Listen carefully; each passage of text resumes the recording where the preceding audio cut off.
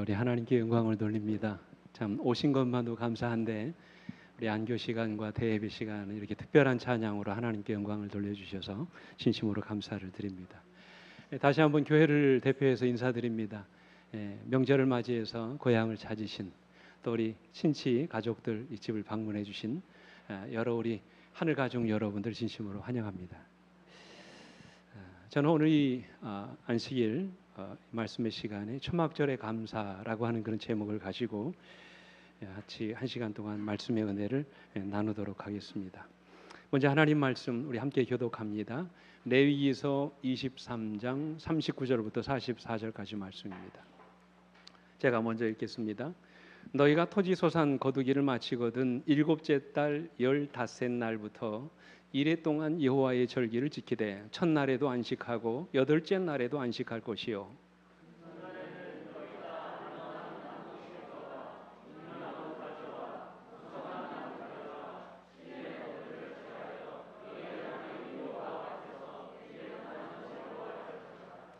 너희는 매년 이래 동안 여호와께 이 절기를 지킬지니 너희 대대의 영원한 규례라. 너희는 일곱째 달에 이를 지킬지니라.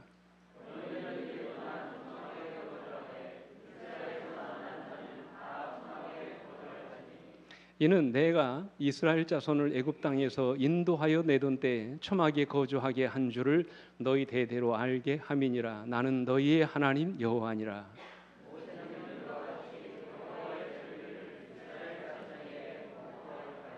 아멘. 지난 2009년도에 한 사람의 죽음이 우리 사회에 큰 파장을 일으킨 적이 있습니다. 많은 사람들이 이분의 죽음을 애도했습니다. 심지어 이 나라의 대통령도 그에게 조화를 보냈고 영부인이 직접 이 사람을 조문 가기도 했습니다. 하지만 이 사람은 유명 인사도 아니었고 돈 많은 부자도 아니었습니다.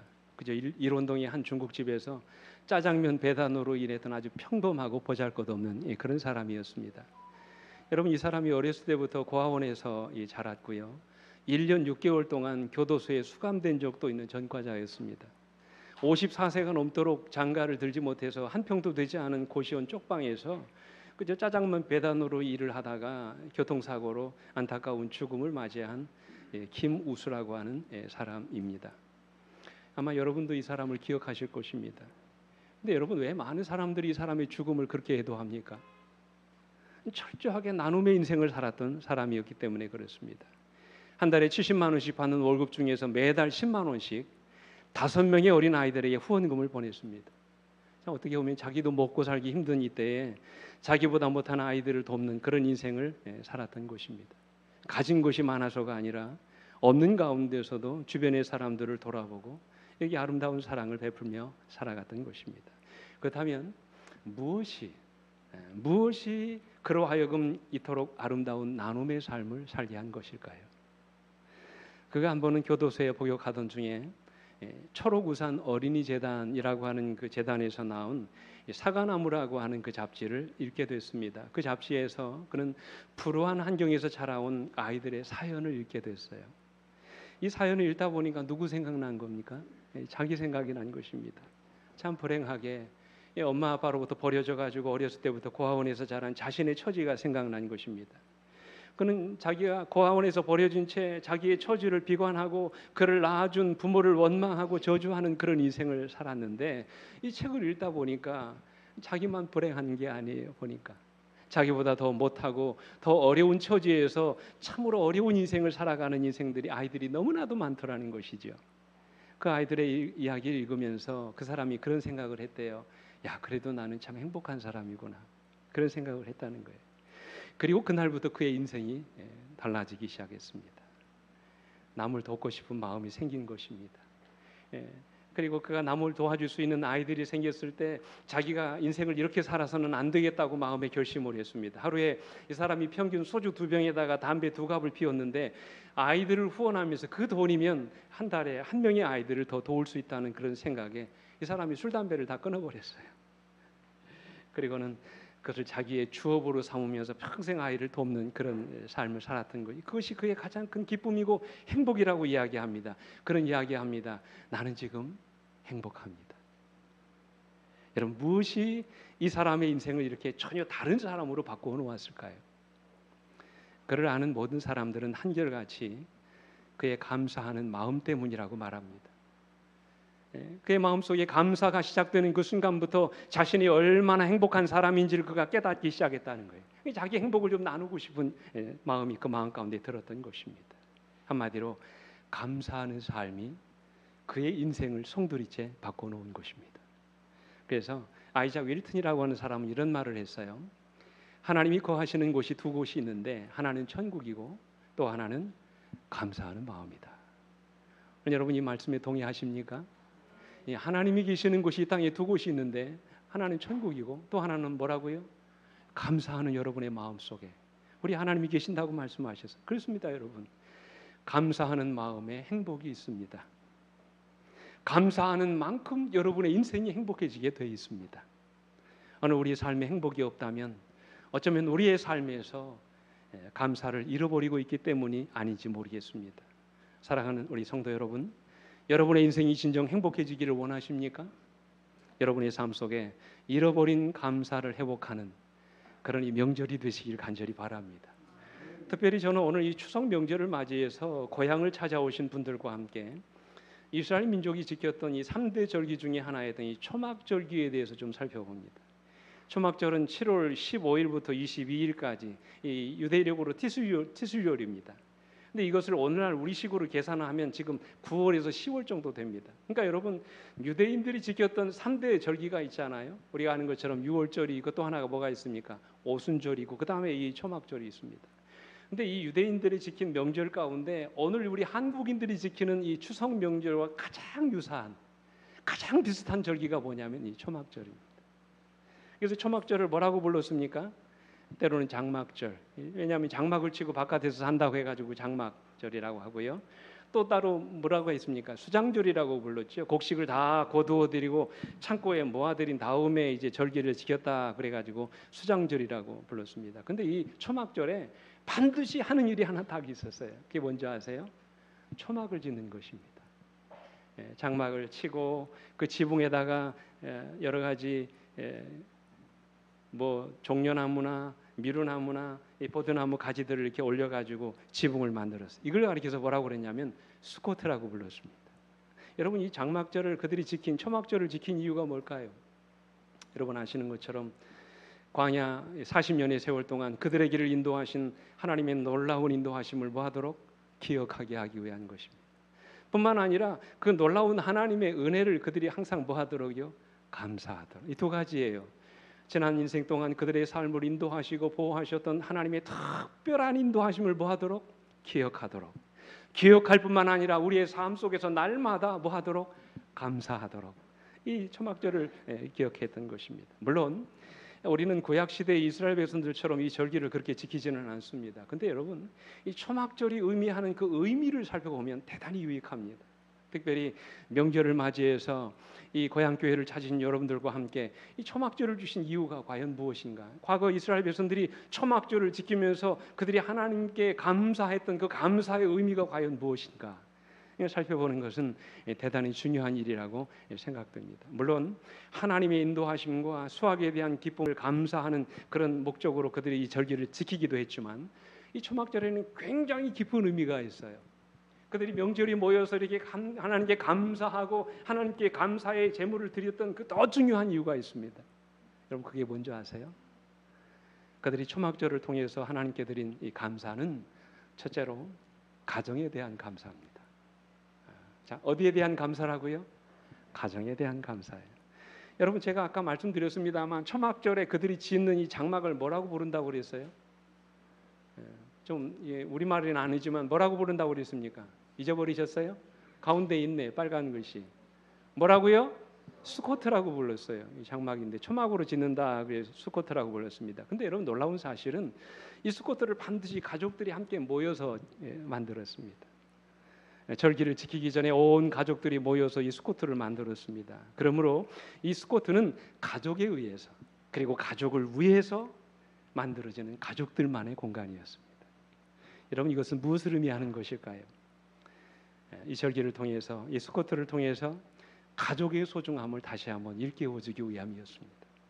이스라엘 백성들이 광야 생활을 하는 동안 수많은 어려움과 고난들이 있었지만 그들이 이러한 고난과 어려움을 극복하며 이길 수 있었던 비결은 그들에게 사랑하는 누가 있었기 때문이에요? 가족이 있었기 때문임을 기억하게 하기 위한 것입니다. 사랑하는 부모와 형제들, 그리고 나의 사랑하는 남편과 아내, 사랑하는 자녀들이 이 가족이라고 하는 한 울타리 안에서 나누는 그 사랑의 힘, 그 에너지가 오늘도 우리를 이 힘들고 거친 인생길에서 견디고 이기게 만든다는 사실이. 한번 여러분, 오늘 우리 삶 속에 가족이 없다면 어떻게 될까요? 오늘 여러분이 주변에 사랑하는 가족이 없다면 여러분의 인생이 얼마나 외롭고 삭막해지겠습니까? 여러분에게 주신 이 가족에 대한 소중함, 그 감사의 마음이 여러분과 저에게 있습니까? 이 명절을 주신 목적이 바로 이거예요. 오늘 이 추석 명절을 주신 하나님의 목적도 저는 동일하다고 생각합니다. 이 명절은 가족의 사랑을 다시 한번 확인하는 시간이에요. 형제 우애를 돈독히 하고 외로운 부모님들을 돌아보면서 객지에서 고생하는 자식들의 안부를 좀 확인하고 이 가족들이 느슨해졌던 이 사랑을 다시 한번 어떻게 해요? 단단하게 조여매는 시간이에요. 여러분, 오늘날 이 시대를 가리켜서 소위 핵가족 시대라고 얘기하잖아요. 실용주의가 판을 치는 이 시대에 이제는 가족들이 많아지는 것이 부담스러워져. 여러분, 오죽하면 이 나라에서 아이를 낳을 때마다 뭐를 줍니까? 뭐를 줘요? 돈을 주는 시대가 돼버렸어요. 가족이 축복이 아니라 무슨 시대가 돼버린 것입니까? 짐이 되는 시대가 돼버린 것입니다. 근데 여러분, 탈무드에는 이런 말씀이 있어요. 가족은 마치 새의 뭐와 같다? 날개와 같다. 그런 말씀을 하셨어요. 여러분, 새는 날개를 부담으로 여기지 않습니다. 새는 오히려 날개가 있기 때문에 더 높은 창공을 향하여 날아갈 수 있게 되는 것입니다.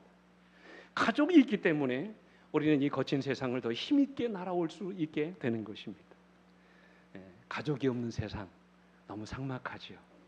너무 힘듭니다. 너무 외롭습니다. 그러나 하나님께서 오늘 여러분과 저에게 가족을 주셔서 이 험난한 인생을 믿음으로 살아가고 견딜 수 있도록 사랑하는 가족들을 우리 주변에 주신 것입니다.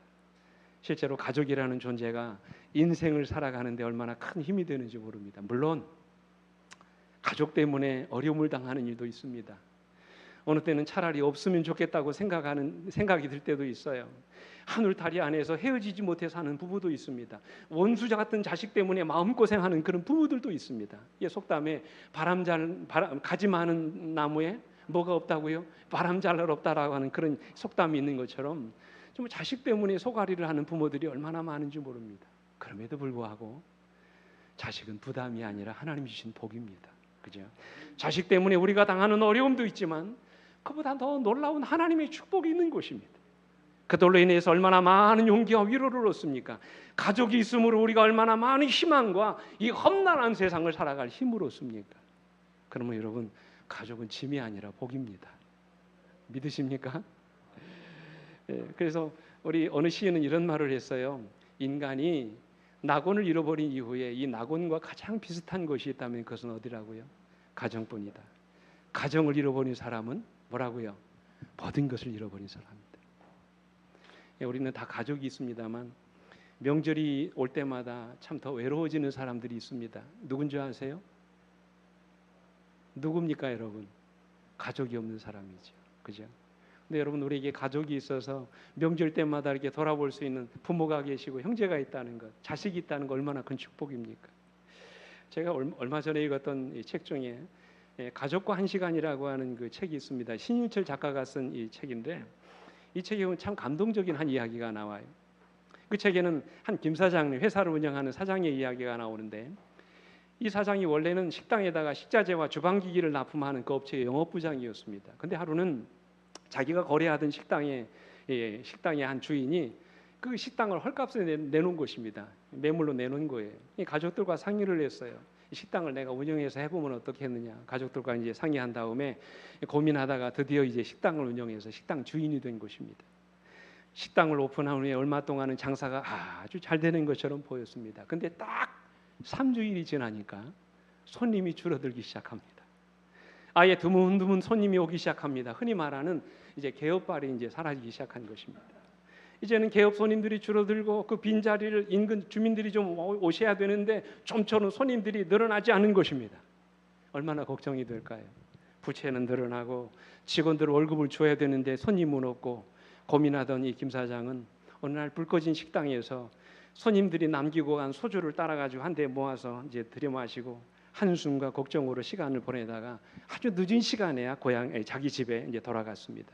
근데 자기 집을 들어가는 그 아파트 입구에 평소 같으면 벌써 독서실에 가 있어야 될 고2짜리 막내 아들이 서성거리며 서 있는 거예요.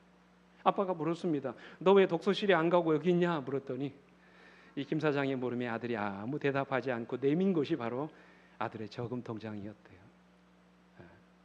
통장을 열어봤더니 180만 원이 들어 있습니다. 이게 무슨 돈이냐 물었더니 아들이 아무 말도 없이 통장을 아빠의 손에 쥐어주고 독서실로 가더라는 거예요. 그리고는 통장 안에는 이런 내용의 짧은 편지가 적혀 있었습니다. 아빠, 저 전 재산입니다. 드리는 것이 아니고 빌려드리는 것이니 가게 대박 나시면 갚으세요.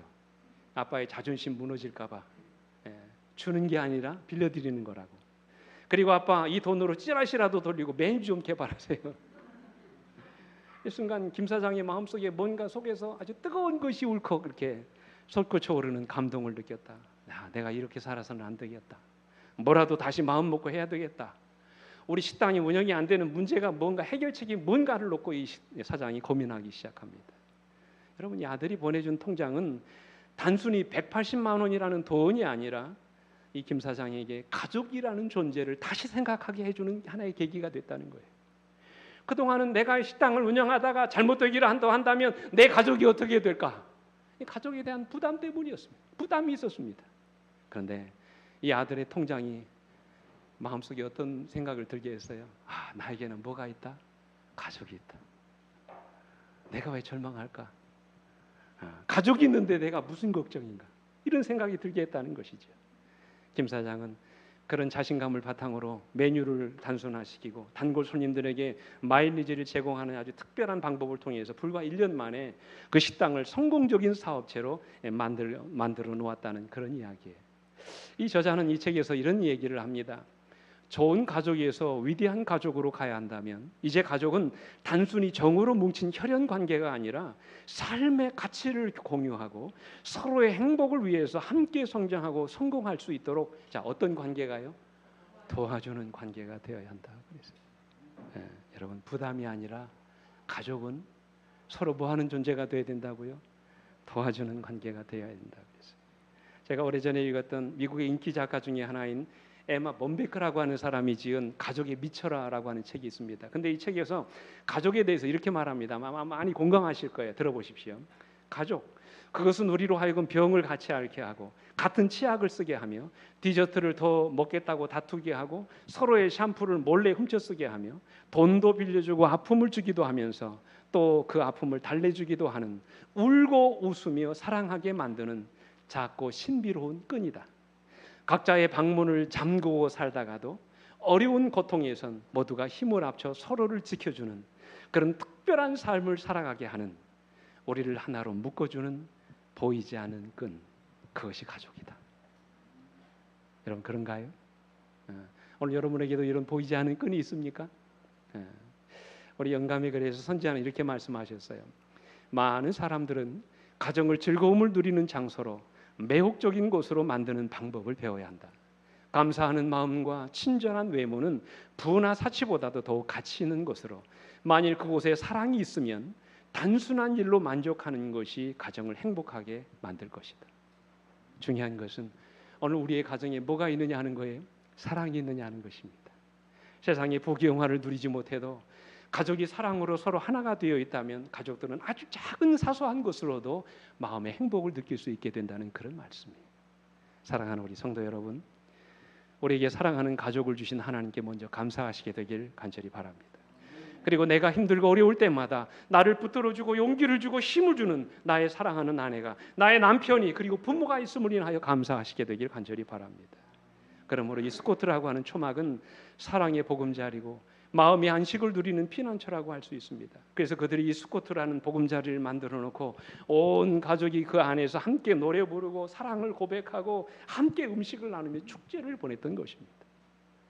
저는 이 추석 명절을 맞이해서 고향을 찾은 우리 모든 하늘 가족들과 함께 지나온 한 해를 인도해 주신 그 하나님의 은혜에 특별히 감사하면서 우리가 지나온 수많은 어려움과 고통 속에서도 여전히 언제나 내 곁을 지켜주시면서 나에게 용기를 주시고 나를 지지해 주었던 나의 사랑하는 가족으로 인하여 하나님께 감사하는 그런 시간들을 보내는 그런 명절이 되시기를 간절히 바랍니다. 둘째로 초막절의 감사는요, 가족에 대한 감사뿐만 아니라 공동체에 대한 감사입니다. 여러분, 이스라엘 백성들은 수코트를 자기 가족들만을 위해서 이렇게 만들었지만 이 절기 동안에 그들이 하는 일이 있어요. 그게 뭐냐면 이 가족들이 만든 수코트를 서로 돌아가면서 이게 왕래하는 것입니다. 어떤 가족들은 광야로 나가서 대형 수코트를 만들어 놓고 여러 가족들이 한 자리에 모여서 같이 어울렸어요. 어려운 사람들은 회당, 시나고게라고 그러죠. 유대인들이 만든 회당에다가 이런 작은 천막을 만들어 놓고 여러 가족들이 함께 모여서 이 절기를 지켰다고 그래요. 여러분, 이것은 기억하십시오. 이것은 과거 이스라엘 백성들이 그 광야 생활을 했던 가장 큰 이유가 사랑하는 가족 때문이었을 뿐만 아니라 가족이 모여서 더 큰 가족으로 만들어진, 다시 말하면 이스라엘이라고 하는 믿음의 공동체가 있었기 때문이라는 사실을 그들 하여금 깨닫게 해주기 위한 것입니다. 이것은 나만의 수코트뿐만 아니라 우리의 수코트, 우리가 함께 머물 수 있는 커다란 믿음의 공동체로서 이스라엘이라고 하는 믿음의 공동체를 우리 하나님께서 그들에게 주셨다는 사실이에요. 그 아름다운 믿음의 공동체 안에 서로 함께 신앙을 하고 믿음을 같이 하는 그런 나의 형제, 나의 이웃이 있었기 때문에 우리가 이런 험난한 인생길을 걸어올 수 있었다는 사실이에요. 여러분, 그들이 정확하게는 않지만 과거 구약시대 이스라엘 백성들이 광야를 여행하면서 얼마나 많은 사람들이 함께 그 길을 걸었습니까? 어떤 사람들은 200만, 많게는 300만이 넘는 그 많은 무리들이 함께 광야길을 여행하고 매일같이 똑같은 길을 걸었다고 말씀하셨어요. 생각해 보십시오. 그들 가운데는 어린 아이들도 있었을 것이고 나이 많이 드신 어르신들도 있었을 것이고 많이 가진 사람도 있었을 것이고 적게 가진 사람도 있었을 것입니다. 건강한 사람도 있었을 것이고 아주 병약한 사람도 있었을 것입니다. 남녀노소를 무론하고 아주 다양한 사람들이 모여서 함께 광야길을 걸어갔을 것입니다. 물론 가족들이 곁에 있어서 서로를 도와가며 여행을 하겠지만 어느 때는 내 가족도 어떻게 할 수 없는 어려움을 만나기도 합니다. 가족의 힘으로는 도저히 감당할 수 없는 어려운 문제들을 만나기도 합니다. 그럴 때마다 그들 곁에서 그들에게 힘을 주고 용기를 주는 사람이 있었는데 바로 그것이 믿음의 공동체 안에서 한 믿음을 갖고 살아가는 이웃들이었다는 사실이에요. 그들에게 있어서 이런 이웃이 있었기 때문에 그들에게 힘이 되었던 것입니다. 어느 때는 정말로 가까이 있는 가족들보다 더 큰 용기와 마음의 위로를 주었어요. 가족들에게 말할 수 없는 마음의 고민과 어려운 문제들을 함께 터놓고 이야기하면서 그들의 마음의 위로와 용기를 얻었던 것입니다. 저는 오늘날 우리가 이 험난한 광야길을 걸어가면서 서로에게 용기를 주고 힘이 되어줄 수 있는 사람이 누구인지를 생각해 봤어요. 여러분은 누구라고 생각하십니까? 과연 누굴까요? 여러분 이웃에 있는 여러분의 이웃이 그 일을 하겠습니까? 우리가 힘들고 어려운 일을 만날 때마다 서로를 위해서 기도해주고 함께 격려해줄 수 있는 사람이 누구 있겠습니까? 세상살이에 힘들고 어려워서 자주 낙심하고 절망할 때 나를 다시 일어나게 하고 용기를 내서 다시 하늘로 갈 수 있도록 나를 도와주는 사람이 누구이겠습니까? 저는 그것이 교회라고 믿습니다. 믿음의 공동체 안에서 한 믿음과 소망을 가지고 함께 신앙하는 오늘 여러분 바로 곁에 있는 여러분의 형제가 저는 바로 그 주인공이라고 믿습니다. 물론 오늘날 교회가 모든 사명들을 잘 감당하지 못하는 경우도 있습니다. 그러나 여러분 한번 생각해 보십시오. 이 교회 안에서 이 교회만이 줄 수 있는 이런 따뜻함과 사랑의 나눔을 여러분 어디서 경험하시겠어요? 우리가 교회를 나올 때마다 드리는 예배 속에서 우리가 경험하는 이 기쁨과 이 감격, 이 말씀의 충만한 은혜를 우리가 어디서 받겠습니까? 함께 신앙생활을 하면서 누리게 되는 이 아름다운 신앙의 추억들을 여러분 우리가 어디 가서 누리겠어요? 내가 어려운 일을 당할 때마다 내 일처럼 내 가족처럼 곁에 와서 나를 위로해주고 용기를 주는 것. 여러분 우리가 어디에서 어떤 모임에서 이런 느낌을 이런 감동을 받겠습니까? 저는 교회밖에 없다고 생각을 해요. 세상의 어떤 모임에서 이런 감동과 은혜를 나누며 살겠습니까? 세상의 어떤 모임에서 이런 사랑과 나눔을 베풀고 살겠습니까? 세상의 어떤 모임에서 이런 기쁨과 행복을 느끼며 살겠습니까? 저는 이 교회만이 저는 그 일을 할 수 있다고 믿습니다. 저는 우리 서천교회가 그런 교회가 되기를 간절히 소망합니다. 최근 들어 저희 교회에 오늘 나오진 않으셨습니다만 명절이라 교회에 부부가 함께 나오시는 분들이 계시면 여러분 잘 아시는 김기용 성도님 네 분입니다. 이 김기용 성도님은 이미 저희 교회 신앙을 하셨던 분이기 때문에 당연하지만 이 부인 되시는 김정희 사모님이 갑자기 교회를 나오셨어요. 전혀 신앙을 하지 않던 분입니다. 어느 날부터인가 남편을 따라서 같이 나오시는 거예요. 궁금했습니다. 이상했어요. 왜 그러실까? 반갑고 환영하지만 그래서 제가 몇 달 전에 방문을 갔다가 그분이 교회에 나오시기로 결심하신 동기를 제가 알게 됐어요.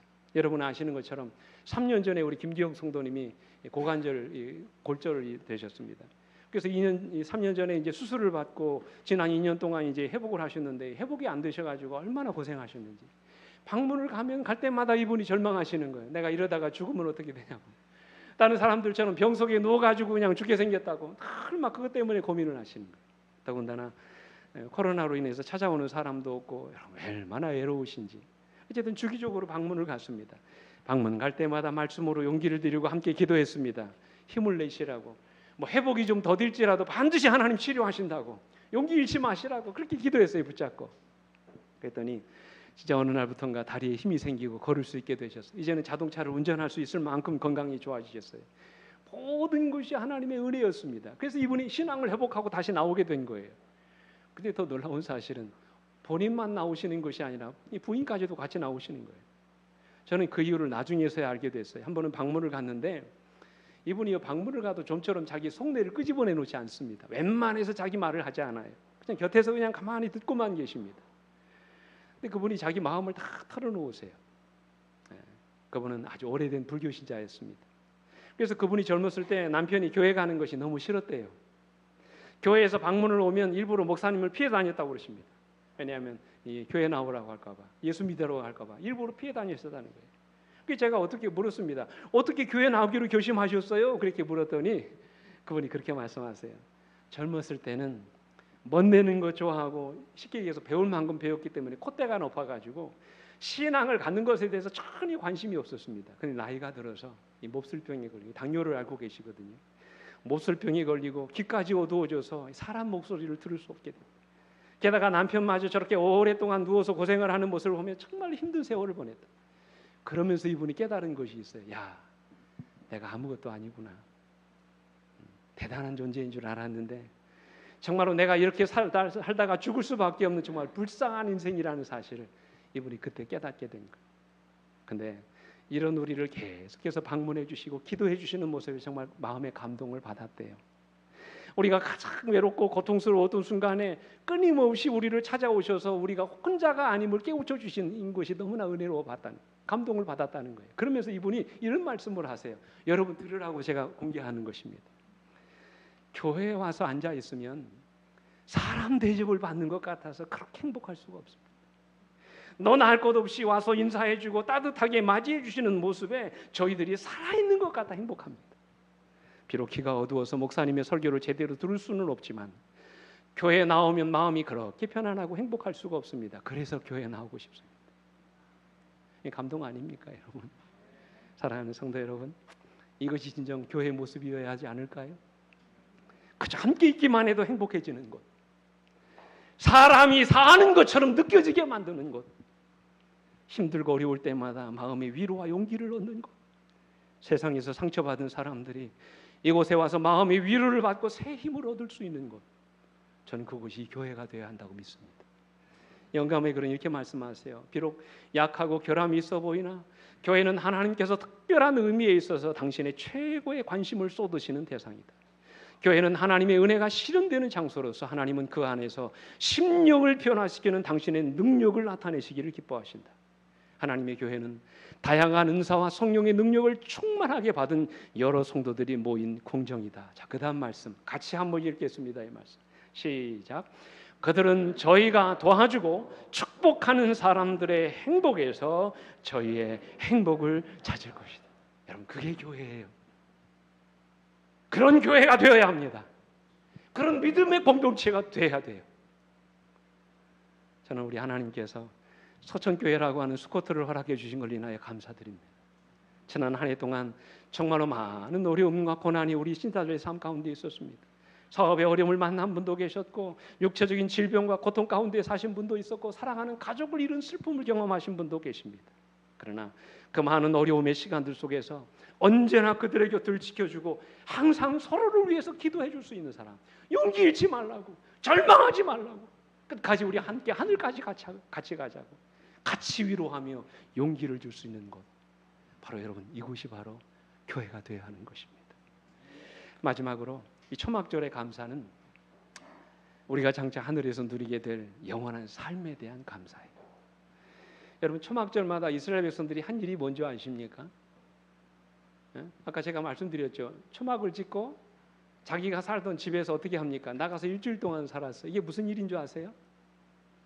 여러분 이게 무슨 짓인 줄 아십니까? 왜 나가 살았을까요? 물론 광야 생활을 기억하기 위한 것입니다. 그동안 그들을 40년 동안 인도하시고 그들에게 놀라운 은혜를 베풀어 주신 하나님의 은혜에 대해서 감사하기 위한 것입니다. 근데 더 놀라운 이유가 있습니다. 더 중요한 이유가 있어요. 이게 뭔지 아십니까? 그것은 집을 떠나는 연습을 하는 거예요. 자, 무슨 연습을 하는 거라고요? 집 떠나는 연습을 하는 거예요. 그래서 원래는 초막절을 지키게 되면 가까운 광야나 들로 나가서 한 주일 동안 텐트를 치고 살았습니다. 일시적이지만 자기 집을 떠나서 떠나는 그 연습을 했던 것입니다. 우리의 보금자리요 삶의 근거지요 안식처인 집을 떠나는 연습을 했던 것입니다. 이게 여러분 무슨 말입니까? 이 말은 반대로 우리에게 영원한 본향이 있음을 항상 잊어버리지 않도록 하기 위함인 것입니다. 우리에게 더 나은 본향이 있음을 항상 기억하게 하도록 하기 위해서 그들이 초막을 짓고 일주일 동안 이 절기 동안에는 나가서 일부러 살았던 것입니다. 다시 말하면 지금 우리가 살고 있는 처소가 우리의 영원한 집이 아니라 장차 우리에게는 하나님이 예비하신 영원한 안식처가 있음을 항상 잊어버리지 않고 살도록 초막절마다 그들이 초막에 들어가 살았던 것입니다. 그래서 히브리 11장 13절에 보면 믿음의 조상들을 이야기하면서 이렇게 말합니다.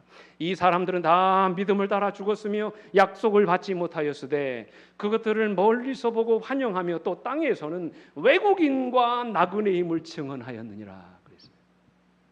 누구처럼 살았다고요? 이 땅에서는 외국인과 나그네처럼 살았다고 그랬어요. 이 부분에 대해서 본기 주석은 이렇게 말합니다. 비록 세상에 있었지만 그들은 자신들이 그곳에 속하지 않았음을 깨달았다. 그들은 또 다른 장엄한 목표를 바라보았다. 그들은 이 생에 있는 것들의 일시적인 특성을 깨달았으며 아직은 이르지 않은 영원한 것들을 오직 믿음으로 멀리서 바라보았다. 그 다음 말씀이 중요합니다. 그들은 현재를 위해서가 아니라 미래를 위해서 살았다. 그랬어요. 여러분 이것이 우리에게 명절을 주신 가장 중요한 목적입니다. 앞에 있는 두 말씀을 다 잊어버리시더라도 오늘 여러분들의 가슴 속에 이 말씀을 반드시 담고 돌아가시게 되길 간절히 바랍니다. 하나님이 우리에게 명절을 주신 목적이 다 여기에 있어요. 명절이 되면 모든 사람들이 다 어디를 찾습니까? 대답 좀 해보세요. 명절이 오면 모든 사람들이 다 어디를 찾아갑니까? 고향을 찾아오잖아요. 이스라엘 백성들도 명절이 되면 예루살렘에 모였습니다. 자기들이 살던 집을 떠나서 그들의 영적인 고향인 예루살렘에 모여들었던 곳입니다. 초막절에는 이스라엘 백성들이 광야에 초막을 짓고 그들이 머물던 집을 떠나 일주일 동안 함께 생활했던 것입니다. 명절을 맞이할 때마다 우리는 마침내 우리가 돌아가야 될 본향이 있다는 사실을 기억해야 된다는 사실이에요. 그래서 그들이 초막을 짓고 나가 살았던 것입니다. 우리 주님께서도 요한복음 14장 1절로 3절에 말씀하시죠. 너희는 마음에 근심하지 말라. 하나님을 믿으니 또 나를 믿어라. 내 아버지 집에 구할 곳이 많도다. 그렇지 않으면 너에게 일렀으리라. 내가 너희를 위하여 거처를 예비하러 가노니 가서 너희를 위하여 거처를 예비하면 내가 다시 와서 너희를 내게로 영접하여 나 있는 곳에 너희도 있게 하리라. 여러분 이 약속을 믿으십니까? 우리를 위해 하늘집이 예비되어 있음을 이 명절을 맞이하여 특별히 기억하시게 되기를 간절히 바랍니다. 우리는 잠시 이 땅에서 외국인과 지나가는 나그네로 살아가는 것입니다. 오늘 여러분과 저의 궁극적인 고향이 하늘에 있음을 기억하시게 되기를 간절히 바랍니다. 한 이야기만 드리고 말씀을 마치겠습니다. 미국의 에스벨이라고 하는 신학대학원에 학장을 지냈던 헨리 모리슨이라고 하는 이 선교사가 있습니다. 이분이 40년 동안 아프리카에서 선교사 일을 하신 분입니다. 이분이 사역을 하는 동안 모든 걸 잃었어요. 40년 동안 목회를 하고 이 선교사 일을 하면서 건강을 잃었습니다. 사랑하는 두 자식을 잃었습니다. 뿐만 아니라 사랑하는 부인까지도 그 선교지에서 잃었어요. 모든 것을 잃었어요. 그리고는 이제 미국으로 돌아왔습니다. 그가 타고 돌아오던 이 배에는 아프리카 한 국가를 방문하고 마치고 돌아오는, 그리고 코끼리 사냥을 마치고 돌아오는 32대 대통령 루즈벨트가 같이 그 배에 타고 있었습니다. 이제 대통령이 그 배를 타고 이제 도착을 하게 됐을 때 뉴욕항에 입항을 하자 이제 대통령이 내립니다. 대통령이 내리자마자 붉은 카펫이 다 깔리고 말이죠. 군악대가 뭐 합니까? 빵빠르를 울렸습니다. 그리고 수많은 사람들이 이제 미국의 성조기를 흔들면서 열렬하게 환영을 했습니다. 대통령 일행이 항구를 다 빠져나간 다음에 드디어 이제 모리슨 선교사가 항구 출구로 이제 나가기 시작했습니다. 근데 웬걸 레드카펫이 다 사라졌습니다. 군악대의 빵빠리 소리도 들리지 않았습니다. 그리고 그를 마중 나온 사람은 한 사람도 없었어요. 선교사는 쓸쓸하게 혼자서 항구로 내려갑니다. 순간적으로 그도 인간인지라 그의 마음속에 이런 생각이 들더라는 거예요. 참, 사냥을 갔다 오는 대통령은 저렇게 환영을 받는데 큰아들과 둘째 아들 부인마저 잃고 선교를 하다가 돌아온 나를 맞이하는 한영객은 아무도 없구나. 주님, 이것이 40년간 아프리카에서 저의 청춘을, 저의 건강을, 저의 인생을 바친 이것이 결과입니까? 마음속에 그런 원망이 들더래요. 고독감과 실패감을 느끼면서 정신없이 거리를 걷고 있는 그에게 하나님이 저녁 노을 사이로 이렇게 말씀하셨답니다. 사랑하는 내 아들아, 너는 아직 고향에 돌아오지 않았잖니? 내가 참으로 고향에 돌아오는 날에는 군악대의 나팔 소리가 문제겠느냐? 그것과 비교될 수 없는 하늘의 천군 천사들의 나팔 소리로 너를 맞이해 주마. 붉은 카페트가 문제겠느냐? 그것과 비교되지 않은 황금으로 내가 걸어갈 길을 포장해 놓으마. 그리고 수많은 사람들이 아니라 내가 직접 너를 마중 나가마. 그때까지 참고 견뎌라. 그 순간 모리슨의 눈에서 뜨거운 감격의 눈물이 흘러내렸어요. 그는 훗날 다시 아프리카로 돌아가서 일생을 복음을 전하는 일에 헌신하며 그의 인생을 마무리했다는 그런 이야기예요. 사랑하는 성도 여러분, 우리에게도 돌아가야 할 본향이 있음을 믿으시게 되길 간절히 바랍니다. 명절을 맞이할 때마다 그저 웃고 즐기고 많은 절기가 아니라 우리에게도 가야 할 본향이 있음을 항상 마음속에 기억하시게 되길 간절히 바랍니다. 비록 이 땅에서는 우리가 고통을 당하고 어려움을 만날지라도 하나님이 우리를 위해서 예비하시는 본향이 있음을 믿으심으로 마음의 용기를 얻게 되길 간절히 바랍니다. 명절을 맞이할 때마다 오늘 여러분과 저의 시선이 이 땅이 아닌 하늘에 머물게 되기를 간절히 바랍니다. 저는 믿습니다. 머지않아 우리 주님 분명코 이 땅에 오시고 우리 주님이 이 땅에 오시는 그날 우리 모두가 다 구원받아 저 하늘에서 영원히 살게 될 줄로 믿습니다. 이런 놀라운 축복, 이 아름다운 역사를 마음에 기대하시면서 날마다 하나님께 감사하는 여러분과 제가 되기를 간절히 바라면서 말씀 마치겠습니다. 우리 함께 마음을 다하여 이제 일어서셔서 함께 찬양합니다.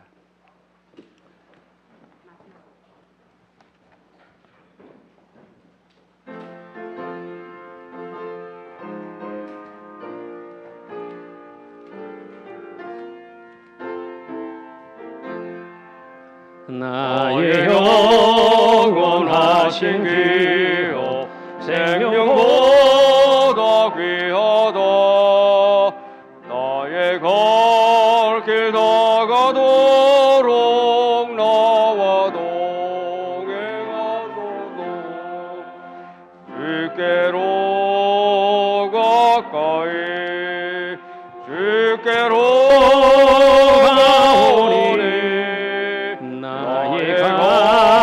길 다가도록 나와 동행하소서. 세상 고귀한 이름과 명성 원치 않으며 즐겨 고난 길 가도록 나와 동행하소서.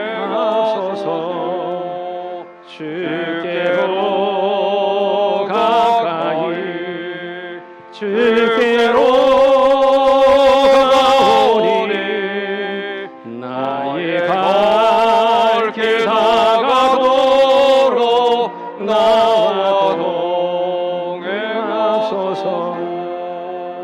어두운 골짜기를 가며 험한 바다 지나서 영원한 저 천국